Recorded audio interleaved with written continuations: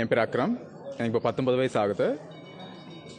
எனக்கு வந்து ஒரு 46 மொழிகள் வந்து பார்த்தீங்கன்னா பேச தெரியும் மற்றும் 400 மொழிகள் வந்து எழுத, வாசிக்க மற்றும் தட்டச்சு செய்ய வந்து தெரியும். என்னோட திறமைக்காக வந்து ஜெர்மனி அண்ட் ஆஸ்திரியா நாட்டில் வந்து படிக்கிறதுக்காக கூப்பிட்டாங்க. Completely free education.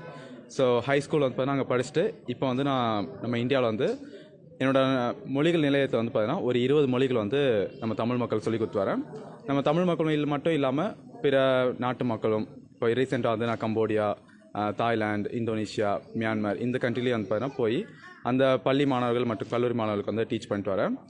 அண்ட் இப்போ வந்து நான் வந்து கரண்ட்டாக யூகேயில் வந்து ஓப்பன் யூனிவர்சிட்டியில் வந்து செகண்ட் இயர் படிக்கிறேன். என்னோட மேஜர் வந்து லிங்குவிஸ்டிக்ஸ். நிறையா ஒரு சப்ஜெக்டில் வந்து நிபுணத்துவம் இருந்தால் அதை ப்ராடிஜின்னு சொல்கிறோம்.